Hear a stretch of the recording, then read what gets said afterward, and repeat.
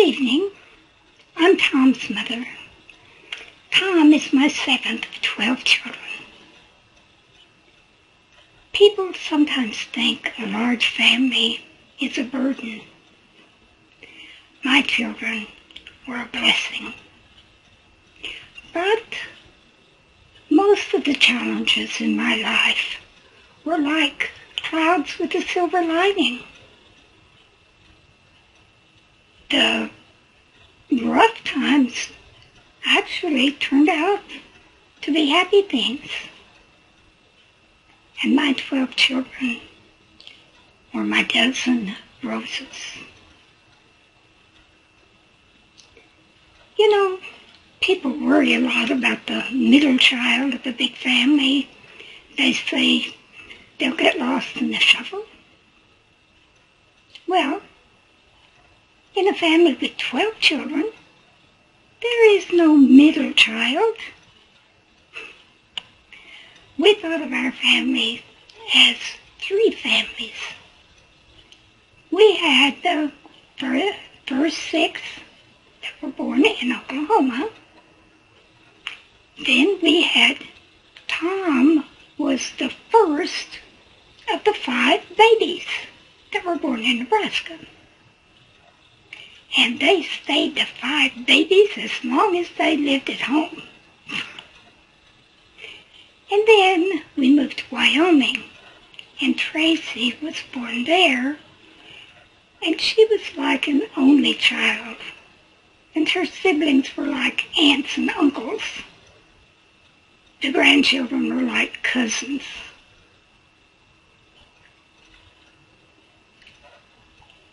You know, when I was just a little girl, I used to say,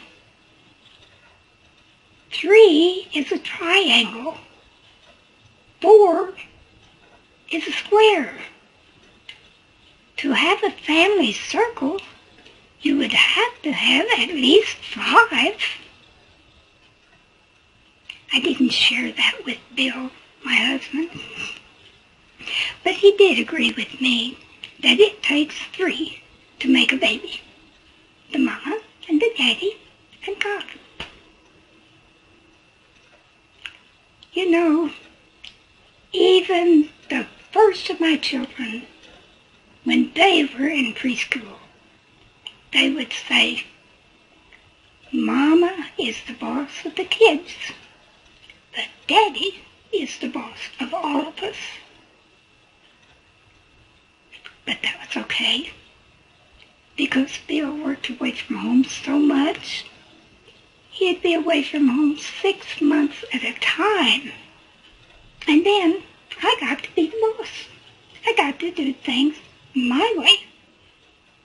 And my way was not Bill's way. Like when the teenagers would do the dishes after supper, they liked to practice harmony. They'd begin there singing and singing and singing, and it would take them forever to do the dishes. Bill would get aggravated, and he would say, I'm going to have to go to that kitchen and teach those kids how to do those dishes right. He would go to the kitchen. 10 minutes later, that kitchen would be shining, and those kids would be smiling, and they'd practice their harmony while he was away from home. Bill thought of himself as a self-made man, I think. And I think he expected those kids to kind of be self-made, to just grow up, because he thought I spent too much time trying to teach them to do things instead of just getting up and doing it myself. And he thought I spent too much time playing with the babies. Well, let me tell you, child play is child development.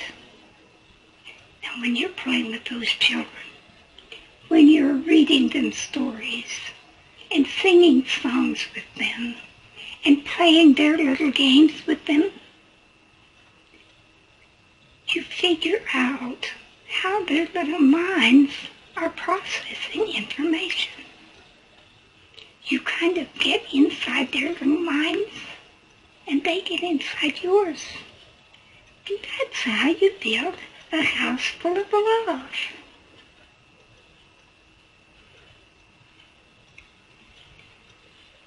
For example, last week, Cindy was sick, and she couldn't drive to the pharmacy to pick up her prescriptions.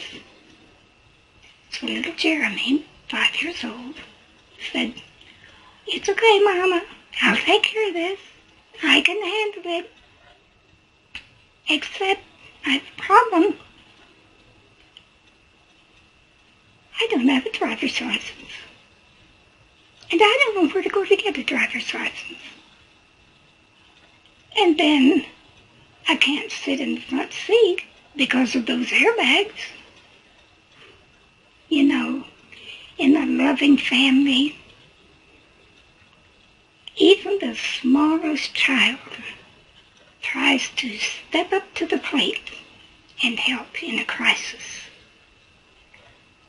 Each of those children feels important to the family. They each have a voice, and they all know that love means you certainly do have to say I'm sorry. Now, how would we ever have peace in the world until we learn how to have peace in our homes, with our own families, and with our neighbors?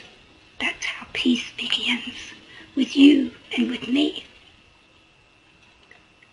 So I say, play with your children. Learn what makes them tick.